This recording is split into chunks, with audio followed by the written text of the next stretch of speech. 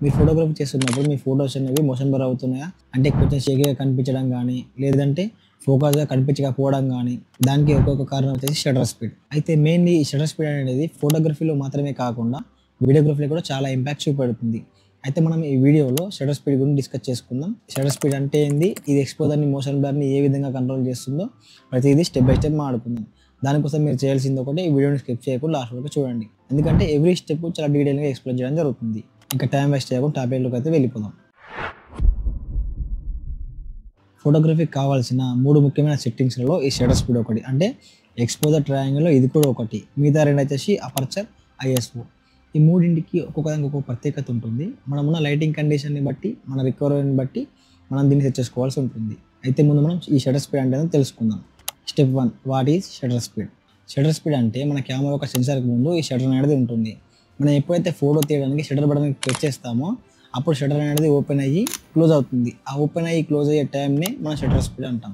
అయితే మీకు ఈ షట్టర్ స్పీడ్ గురించి క్లియర్‌గా అర్థం కావాలంటే, అసలు ఫోటోగ్రఫీ అనేది ఏ విధంగా పనిచేస్తుందో మీకు ఒక అవగాహన గనక ఉంటే ఈ షట్టర్ స్పీడ్ గురించి ఇంకాస్త క్లియర్‌గా అర్థమవుతుంది. షట్టర్ స్పీడ్ ఒకటే కాదు, అపర్చర్, ఐఎస్ఓల గురించి కూడా మీకు ఈజీగా అర్థమవుతుంది. టోటల్‌గా మీకు ఎక్స్‌పోజర్ ట్రయాంగిల్ పై ఒక గ్రిప్ అనేది రావడం జరుగుతుంది. అయితే మీకు సింపుల్‌గా ఎక్స్‌ప్లెయిన్ చేస్తాను. మనం ఏదైనా ఒక సబ్జెక్ట్‌ని ఫోటో తీస్తున్నప్పుడు ఆ సబ్జెక్ట్ మీద పడ్డ లైట్ మన కెమెరా వైపు రిఫ్లెక్ట్ అవుతుంది.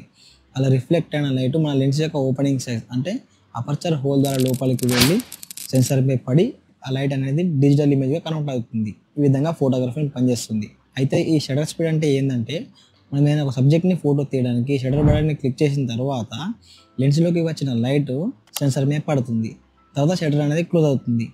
అయితే ఈ షట్టర్ అనేది ఓపెన్ అయిన తర్వాత ఈ లైట్ అనేది ఎంత టైం వరకు సెన్సార్ మీద పడుతుందని చెప్పి ఈ షట్టర్ స్పీడ్ మీద ఆధారపడి ఉంటుంది. దీన్ని మనం సెకండ్స్‌లో చూపిస్తాం. అంటే 1 సెకండ్, 1/100, 1/500, 1/1000, 1/2000 ఈ విధంగా మనం సెకండ్స్‌లలో కొలుస్తాం. ఒకవేళ మనం షట్టర్ స్పీడ్ అనేది 1 సెకండ్‌లో గనుక పెట్టి ఫోటో గనుక తీస్తే షట్టర్ అనేది ఒక సెకండ్ టైం పాటు ఓపెన్ అయ్యే ఉంటుంది. అంటే లైట్ అనేది సెన్సార్‌పై ఒక సెకండ్ టైం పాటు సెన్సార్‌పై పడుతుంది.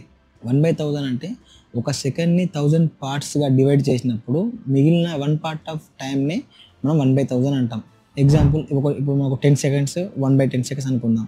10 సెకండ్స్ అంటే మన షట్టర్ అనేది 10 సెకండ్స్ వరకు షట్టర్ అనేది ఓపెన్ అయ్యి ఉంటుంది. దాంతో మనకు 10 సెకండ్స్ వరకు లైట్ అనేది సెన్సార్ మీద పడుతుంది. అదే 1/10 సెకండ్స్ అంటే మనం ఒక సెకండ్ 10 పార్ట్స్‌గా డివైడ్ చేసినప్పుడు, 10 భాగాలు చేసినప్పుడు మిగిలిన ఒక భాగం టైం ఏదైతే ఉంటుందో ఆ టైం వరకే షట్టర్ అనేది ఓపెన్ అయ్యి ఉంటుంది. ఆ టైం వరకే సెన్సార్‌పై లైట్ అనేది పడుతుంది. షట్టర్ స్పీడ్‌కి మెయిన్ డెఫినిషన్ ఏందంటే, షట్టర్ అనేది ఎంత టైం వరకు ఓపెన్ అయ్యి ఉండాలి, లైట్ అనేది సెన్సార్‌పై ఎంత టైం వరకు పడాలా అని చెప్పి ఈ షట్టర్ స్పీడ్ మీద ఆధారపడి ఉంటుంది.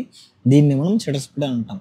అయితే మనం ఇప్పుడు ఈ షట్టర్ స్పీడ్ అనేది ఎక్స్‌పోజర్‌ని ఏ విధంగా కంట్రోల్ చేస్తుందో తెలుసుకుందాం. Step 2, how shutter speed effect exposure. అయితే మనకు ఈ షట్టర్ స్పీడ్ అనేది 2 సందర్భాలలో 2 రకాలుగా ఉపయోగపడుతుంది.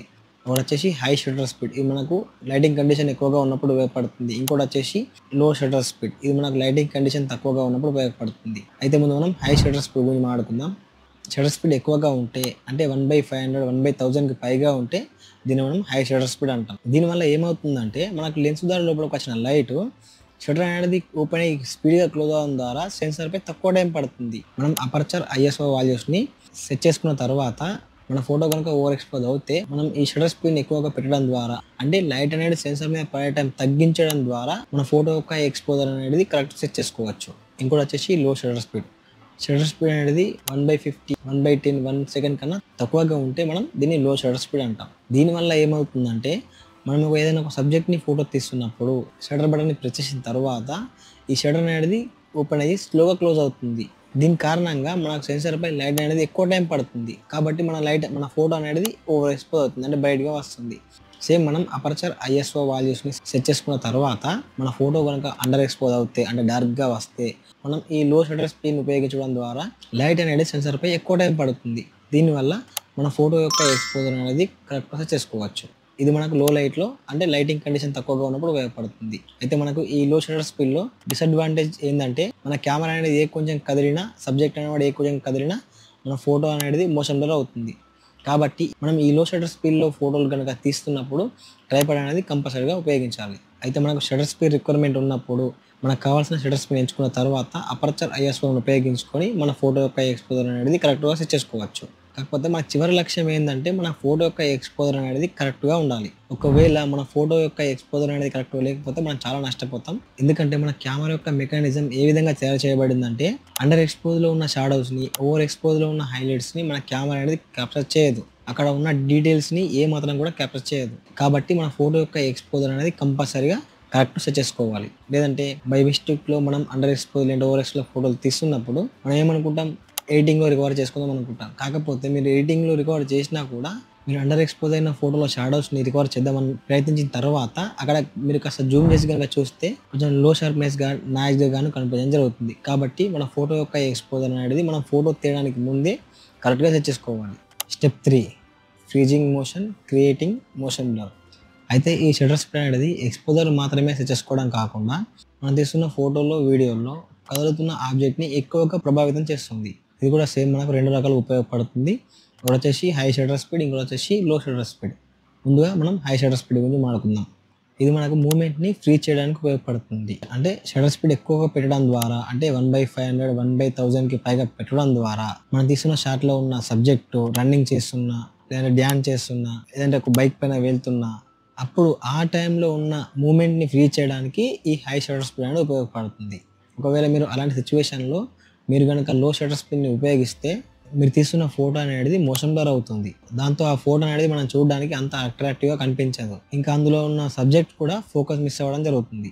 కాబట్టి ఈ హై షట్టర్ స్పీడ్ అనేది మనకు యాక్షన్ ఫోటోగ్రఫీకి, వైల్డ్ లైఫ్ ఫోటోగ్రఫీకి, స్పోర్ట్ ఫోటోగ్రఫీకి ఉపయోగపడుతుంది. నెక్స్ట్ వచ్చేసి లో షట్టర్ స్పీడ్. ఇది మనకు మోషన్ బ్లర్ని క్రియేట్ చేయడానికి ఉపయోగపడుతుంది. సాధారణంగా మనం పోర్ట్రేట్ ఫోటోగ్రఫీ చేసేటప్పుడు, వెడ్డింగ్ ఫోటోగ్రఫీ చేసేటప్పుడు మోషన్ బ్లర్ని అవాయిడ్ చేస్తూ ఉంటాం. కానీ మనకు కావాల్సినప్పుడు మోషన్ బ్లర్ని క్రియేట్ చేయడానికి ఈ లో షట్టర్ స్పీడ్ అనేది ఉపయోగపడుతుంది. తర్వాత వచ్చేసి step 4 shutter speed in video. ఈ షట్టర్ స్పీడ్ అనేది ఫోటోగ్రఫీలో మాత్రమే కాకుండా వీడియోగ్రఫీ, ఫిల్మ్ మేకింగ్లో చాలా ఉపయోగపడుతుంది. అంటే మనం తీస్తున్న షాట్లో ఎవరైనా వ్యక్తి కదులుతున్నప్పుడు ఆ వ్యక్తి యొక్క కదలికలు న్యాచురల్గా ఉండేందుకు, అంటే ఒక సినిమాటిక్ ఫీల్ ఇవ్వడానికి ఈ షట్టర్ స్పీడ్ అనేది ఉపయోగపడుతుంది. చాలామంది ఫిల్మ్ మేకర్స్ ఈ షట్టర్ స్పీడ్కి సంబంధించిన 180 డిగ్రీ రూల్ని ఫాలో అవుతుంటారు. 180 డిగ్రీ రూల్ అంటే మనం తీస్తున్న వీడియో ఏదో ఒక ఫ్రేమ్ రేట్లో పెట్టి తీస్తూ ఉంటాం. అంటే 24 ఫ్రేమ్, 30 ఫ్రేమ్స్, 60 ఫ్రేమ్స్, 120 ఫ్రేమ్స్, ఈ విధంగా మనం తీస్తూ ఉంటాం. అయితే మనం తీస్తున్న ఫ్రేమ్ రేట్కి డబల్ ఈ షట్టర్ స్పీడ్ ఉంచడాన్ని మనం 180 డిగ్రీ రూల్ అంటాం. ఎగ్జాంపుల్, మనం ఏదైనా ఇప్పుడు ఒక వీడియోని 30 fps షూట్ చేస్తూ ఉంటే దాని యొక్క షట్టర్ స్పీడ్ అనేది 1/60 పెట్టడం ద్వారా మన వీడియోకి న్యాచురల్ మోషన్ని, అంటే ఒక సినిమాటిక్ ఫీల్ అనేది రావడం జరుగుతుంది. అసలు ఈ 180 డిగ్రీ రూల్కి డిఫరెన్స్ ఏంటంటే ఈ మనం తీస్తున్న ఫ్రేమ్ రేట్కి మల్టిపుల్ టైం ఈ షట్టర్ స్పీడ్ ఉంచడమే. అయితే ఈ షట్టర్ స్పీడ్ అనేది ఒక టెక్నికల్ మెకానిజమే కాదు, ఇది ఒక క్రియేటివ్ పాత్. దీంతో కనుక మనం ఎక్స్పెరిమెంట్ చేయగలిగితే మంచి మంచి క్రియేటివ్ అవుట్పుట్ అనేది తీసుకురావచ్చు. చివరిగా మీరు గుర్తుంచుకోవాల్సింది ఏంటంటే మీరు లాంగర్ ఎక్స్పోజర్ కోసం లో షట్టర్ స్పీడ్ ఉపయోగిస్తున్నప్పుడు ట్రైపాడ్ని కంపల్సరీగా వాడండి. ఇంకా మీరు తీస్తున్న వీడియోలో ఒక సినిమాటిక్ ఫీల్ రావడానికి కదలికలు అనేది న్యాచురల్గా ఉండేందుకు 180 డిగ్రీ రూల్ని ఫాలో అవ్వండి. ఈ వీడియోలో మీకు షట్టర్ స్పీడ్ గురించి పూర్తిగా అర్థమైంది అనుకుంటున్నాను. ఈ వీడియో కనుక మీకు నచ్చినట్లయితే ఒక లైక్ చేయండి. మన ఛానల్లో ఫోటోగ్రఫీ, వీడియోగ్రఫీ, ఎడిటింగ్ సంబంధించిన కంటెంట్ అప్లోడ్ చేస్తూ ఉంటాం. మీకు ఇంట్రెస్ట్ ఉంటే మన ఛానల్ సబ్స్క్రైబ్ చేసుకొని పక్కన ఉన్న బెల్ ఐకాన్ ఆన్లో పెట్టుకోండి. సరే అండి, మరింత ఇంట్రెస్టింగ్ టాపిక్తో మనం నెక్స్ట్ వీడియోలో కలుద్దాం.